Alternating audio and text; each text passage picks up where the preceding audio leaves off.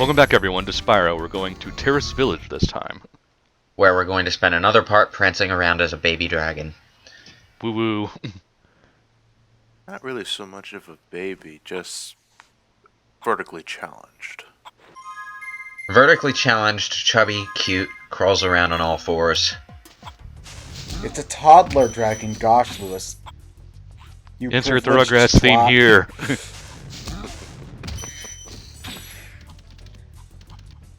This is the part of the game where levels start to get almost needlessly big.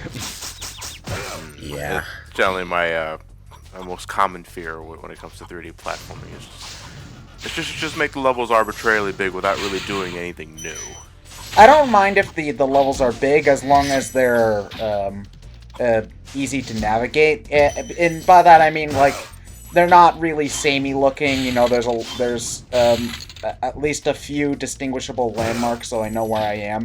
Because if there's one thing I really hate in a game is, apart from not knowing what I'm supposed to do, is getting lost. And Yeah. and I think that no You matter don't what, really get lost in this game. It's just more of a... Inevitably, you'll miss that one or two gems, and the levels are too big to really search quietly. yeah, yeah, that's always just a risk in these sorts of games. It just always happens at least once. No matter how good the game is, you know, there's always going to be that one time when you know you missed one because you didn't turn the camera around at the beginning of the level or whatever. Yeah, well, at this point, 3D was still really a novelty, so, you know, wide open spaces were kind of they just had a cool factor all their own, I guess. It's sort of weird, though, because nowadays you don't really see an awful lot of platformers being made in this style. Like, I can't remember the last time I've seen, like, a straightforward collect all the stuff platformer Jack come and out. Daxter. Well, probably. Jack and Daxter. Well, the third one of that came out in, like, what, 2004? Well, no, Jack 2 and 3 Watch aren't out, quite the same. I'm Spyro. talking about the first game. The first game, yeah, that was, like, the early... That was 2001 and 2. Yeah. Really stings. You mean, like, apart from Mario Galaxy. Well, Mario Galaxy is I consider the Mario games a little bit different than that, because that's just really just more of a mission-based platformer with levels that take place, with different missions taking place in the same world. It's not so much the same as, like, a Banjo-Kazooie or a Spyro, where, you know, you just got a big open world, and the task is to get all the stuff in this level and then move on to the next one. You know? Yeah. I guess It was actually one of the things, if we're to bring up Gex 2 from my point of view this time, it was actually one thing that did annoy me with, like, I can't recall if it was getting, like, gold remotes or silver remotes where you had to collect everything of that specific level trope. Like, if you're in the Kung Fu level, you had to collect all the, like, the Chinese restaurant boxes or all the yin-yangs and stuff like that. And, that grates on my nerves every once in a while. Like, do you guys have a specific pet peeve when it comes to 3D platforming at all? Besides, like Ted mentioned, getting lost because of bad level design, but do any of you guys have any other pet peeves? Not really. To correct you on Gex 2, though, I don't think you needed to collect all the stuff. You needed to collect, like, I think 3 sets of 50, was it? I remember there would always be more than you needed in the level, though. If you got a certain set, you get extra lives, and then after you get a certain amount after that, I think it's a silver remote or something like that. Yeah, it was a silver remote. The silver remote, you got one for collecting, like, 150 little MacGuffins. Yeah. 150. Okay, man. Well, if there's another pet peeve, it's when the game requires you to get every single type of the thing in the level. Like, it doesn't, you know, if there's I'm using Banjo-Kazooie as an example here, although I don't think that the games ever, any of the games ever really needed you to do this. But if you needed to collect, if there were 100 notes in a level and you needed to collect all 100 notes, that's something I don't like in these sort of collectathon games. You know, put more than you need in the level so that, you know, you don't have to scour, and so that you don't have to scavenge for that last one unless if you really need that 100% completion. Right. Yeah. You know, Jack and Daxter did actually, you know, have a 100% completion thing on collecting precursor orbs. Except when you start Jack 2, it's pretty much that, so why bother? Well, precursor orbs in Jack 1 were just, you know, your standard platformer collectible thing. And there were 1,000 in the game, exactly 1,000, and if you got all 1,000, there was a number that popped up on the screen telling you got all 1,000, but you didn't need all 1,000 to get all the power cells. Oh, right, the power cell. Sorry, I got that confused, because the... Yeah, the power cells were the power star. Yeah, precursor orbs were just were basically coins in Jak 1. Yeah. In Jaks 2 and 3, they were very rare collectibles that unlocked the secret cheat codes and Big Head mode and all of that stuff. Which were awesome in Jak 3. Yes. Plus that I have complete invulnerability plus infinite light jack plus infinite ammo. I am an unstoppable beast. Yeah. I think some of them wouldn't actually let you unlock them until after you beat the game, though. Yeah, such as the infinite light jack and whatever. Mm-hmm. But they were still fun to mess around with. Yeah. Yeah, they were. Oh, and of course, the essential turn off the beard option.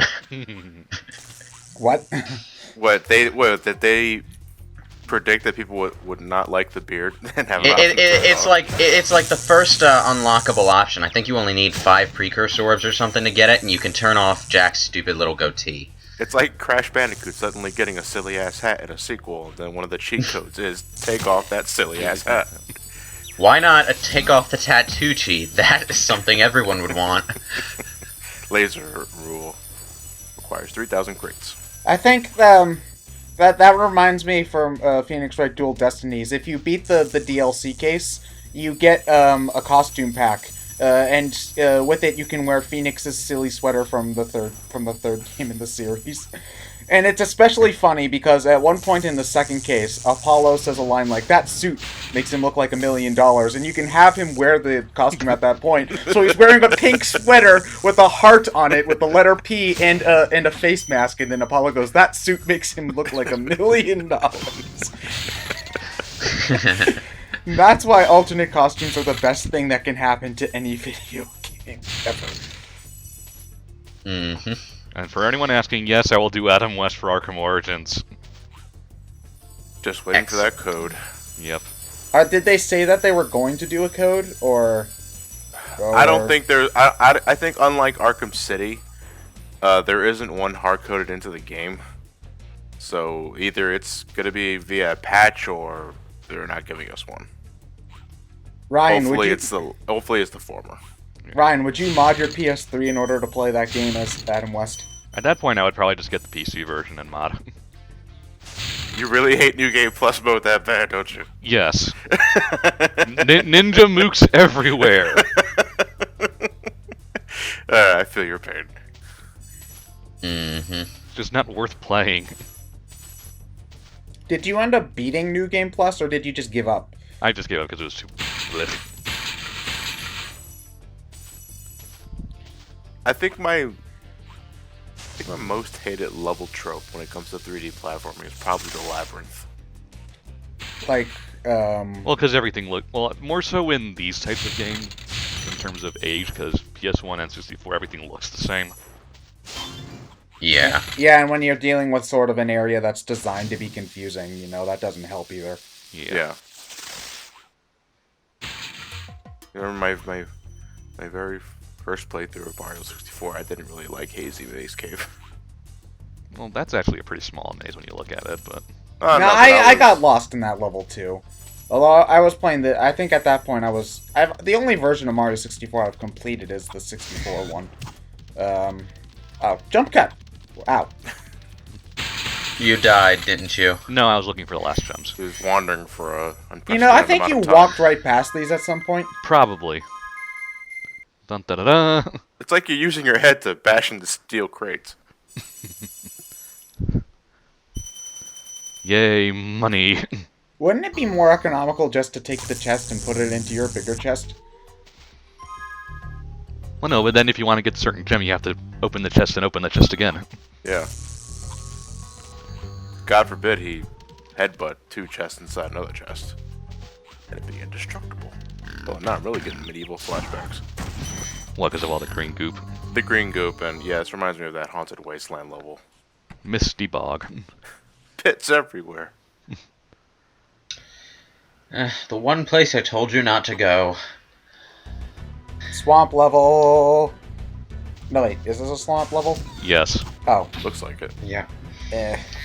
Never been a huge fan of swamp motifs. Well, better than sewer levels. They're better than sewer levels, but they don't smell any better than sewer levels. Well, thankfully games don't have smell-o-vision yet. Yeah. Nintendo, this is not a license for you to create smell-o-vision. Get your shit together first. New gimmick for the Wii 3. No, Johnny, don't tell them to get their shit together, because then they'll use that for smell-o-vision. So you're telling me I should input smell-o-vision? No! WarioWare for Wii 3 smell-o-vision. Ugh. Smell Wario's gas. Hell, why stop there? Smell Wario. No. 3 out of 4 commentators agree. Agree that it's a good idea or a bad idea? I'll let you decide. Well, it doesn't really matter because whoever By the way, who is that one dentist who never recommends anything? And I know, we never really did answer that question in the Metroid Prime playthrough. I don't know, he's such a... or maybe he's just the only one that's not being bought off by the companies. I want to hear this dentist's opinion. You know, why doesn't he think that Crest toothpaste will help whiten my teeth? Huh? Because he's stingy and always buys store brand. Yeah, he Huh. makes his own. Alright. It's like one of those alcoholic creators during the Prohibition era. Has his own toothpaste in a bathtub somewhere in the basement. What is he, just the Walter White of dentists? Yeah, why not? Topical. Well, sort of. Breaking Bad ended like 4 months ago. And I think that was more about Be on the methamphetamine lookout more for than a toothpaste. cat Yeah, I know. It was still I making might be getting my shit. sources wrong. killers. Attack frogs? And this used to be such a nice swamp. There's such a thing as a nice swamp. I don't know. Let me Google that, actually. Shrek seemed to think so. Let me type in nice swamp, hit images, and see what the first thing comes up. I bet you it's just a swamp with a smiley face drawn over it in crayon. Does it have a nice boat? No boats. Very green, but it still looks murky as fuck. I missed all of them. You didn't miss all of them, you just missed most of them. And where did your dragonfly go? I got hit too many times. Oh. So now I have to manually pick them up. The game is on. Or you could just kill the frog. You mean the chicken? Is that what it is? Oh. That's a chicken. It's like a polka dot. It's a chicken. So when you kill chickens, dragonflies come out of their carcasses? Well, no, they're the health mooks. It's like No, organic. butterflies come out of their carcasses. It's like Which organic- draws yeah, dragonflies. It's like nature's badneck. Huh. How interesting. I wonder if we're supposed to go into the stump. That reminds me of Gex 2 again. You jump into the stump, you come out wearing a Bugs Bunny costume for some reason. The tune levels, yeah. I love those levels. Would you just play the game for us already? You know what? I looked up the prices online. It's $125. What? Oh, bull. Used? That's new, isn't it? Yeah, it's new, and I'm highly reluctant to buy a used PlayStation 1 game, like, over 10 years Thank later. you for releasing me. That was the same exact "thank you for releasing me" quote that voice clip that somebody used earlier on in the game. Wouldn't surprise me.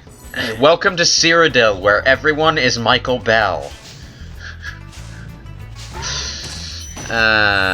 Let's see, used, acceptable, used. You can get used. You can get okay. You can get like new for 38 bucks on Amazon. I'm sure you can get even better prices for that if you scounge. Scounge. That's not a Yeah, word. I got a collectible price here for $32.95. What's Yeah. the shipping? Shipping options or What's the shipping? Probably like another $5 to $8, probably. $2.49. That's not bad.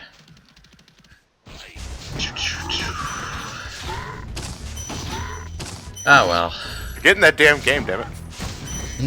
You're playing it for us. Eventually, yes, I'll do that. It's only been, like, what, 3 years that you've been talking about Gex 2? Didn't you? Oh, you only own...